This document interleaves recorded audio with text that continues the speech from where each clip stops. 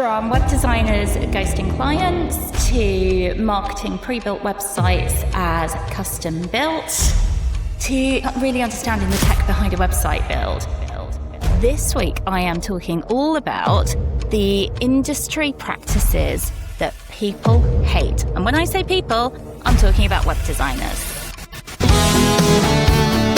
Hi, I'm Holly Christie. I'm from Websites Made Simple. I am a website designer. I am also a mentor to you lovely website designers.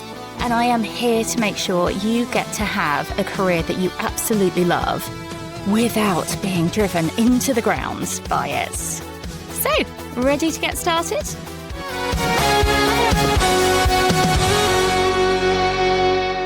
I asked on LinkedIn a couple of weeks ago what web designers hated about our industry.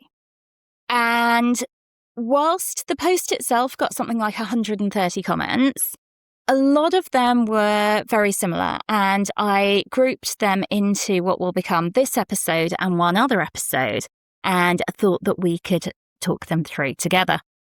Let's get started. The very first one that people said were pre-built websites being marketed as custom websites. And I have to say, I absolutely agree with this. And if you've been following this podcast for a while, you will know I am not a fan of Elementor. Every single thing that we ever needed to do on this website, we had to find a workaround for it because Elementor just didn't like the theme. The theme didn't like it. And I think some of my early experience of Elementor coming to the market, because I've been a web designer way before Elementor was a thing, is that people use these Elementor templates and they market it as a custom-built website. And it is not. And I worked with a really lovely client who, she came to me, she said she'd spent £5,000 on a website where the developer had just dropped the content into an Elementor pre-built template. And she came to me and said that she was really feeling that she wasn't getting a return on the investment. And when we looked into it, there wasn't any SEO structure on the website. There wasn't really any personality on the website. And there was a lot that we ended up pulling around and doing differently. And it kind of brings us into the second point, which is, are you a website designer looking to level up in your business? You know how to do the building, but running the business side of things, not so much. I've created my courses just for you. Head over to websitesmadesimple.co.uk and choose from courses including understanding your user's journey and creating a stunning UX design, unlock the SEO value of your website, how to get clients for your web design business. If you're ready to raise your game today and learn from everything I've implemented in my award-winning web design agency, check out websitesmadesimple.co.uk.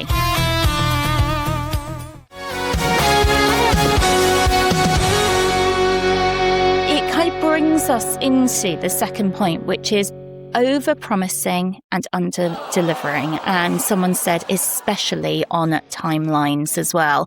That often a web designer or a developer will say, oh, we can get this done in 3 weeks, and it can be months and months later, and the client still doesn't have anything that they can show for their investment. And this does happen on both sides. You know, we do, as web developers, we do get clients ghost us and not give us the content, and I usually find that people get very, very stuck around the copywriting stages of their kind of content creation there as well. But the developers who kind of take the money and they disappear off with the design and they don't have a solid process in place, they're the ones who are really giving the industry a bad name. Now, if you're thinking, oh God, I don't mean this to feel like me, but it does feel like me, I just get a bit overwhelmed and I'm not very good at allocating my time to it, I am here to help you with that. I have my Website Designers Contract Pack, which you can get from the website websitesmadesimple.co.uk. In it has every type of contract you can ever possibly need for running a website design process, but it has, most importantly, the one that you are going to give your clients. It has the timelines in there with a breakdown of what will happen week by week. And it's really good for helping keep you on task with your builds. And pretty soon you'll get into a routine with this as well. And then you will wonder how you lived without it, because trust me, this is a piece of gold and you can get it from websitesmadesimple.co.uk. The other part of that was the lack of transparency and communication. That also is covered in the website designer's contract pack because it says when the client will be hearing from them and you're contracted to do that. But people also said about this over-promising and under-delivering, that sometimes web designers will say anything to try and make the sale. And they say, yeah, I can do this and I can do that. And when it actually comes down to it, they can't. And they do a really poor job of it. What they need to do at that point is look at upskilling. They maybe need to look at collaborating with someone, maybe have someone finish off the design, or I offer website designers mentoring so that we can work through the design together so that we can get that user journey right and give something the client's going to be really happy with. It also means that they're going to be upskilled as well, so it's a good investment to make there as well.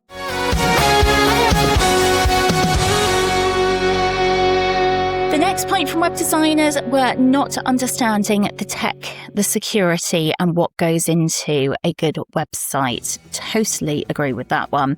And people can find that they offer a certain tech stack because they know it rather than it being the absolute right best one for the client as well.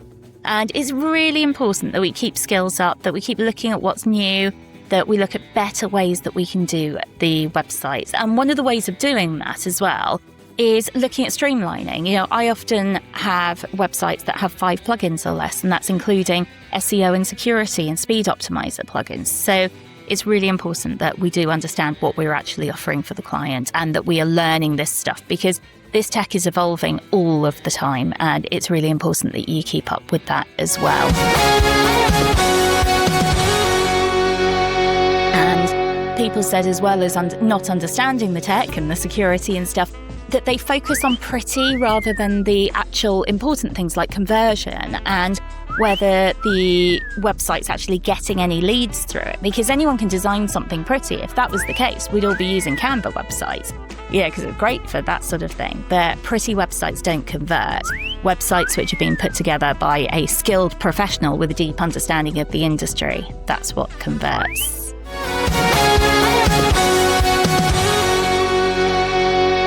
One of the most hated ones in the web designers industry is hijacking other people's posts for work.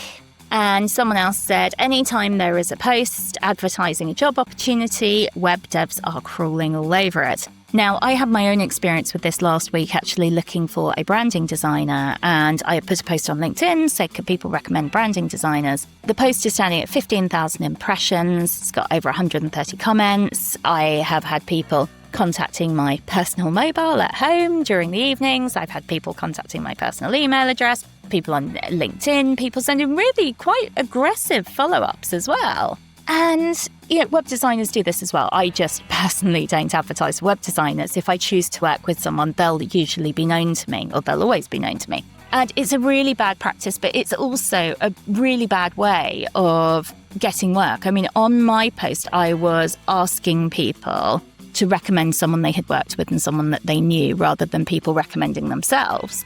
And that didn't stop people saying, I would like to recommend me. It's not a way to stand out. It's not a way to market your business. You'll find a load of resources on this podcast website, websitesmadesimple.co.uk, which will help you get clients for your business. I always say there's a seat at the table for everyone here, but it's learning about which seat you actually want to sit at and what type of websites you want to be building and which type of client you want to build them for. Just chucking your hat in the ring on another web dev's post, not the way of doing it. Really look at getting your messaging out there and be confident in what you're putting out there rather than relying on other people's posts. Because at the best, it will look rude. At worst, you'll get blocked by the person whose post it is.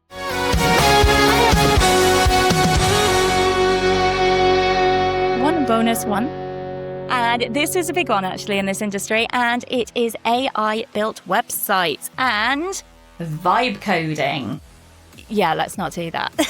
Let's not do this at all. Yes, you can build websites using AI. Yes, you can put a bit of info in there and you get AI to build your website.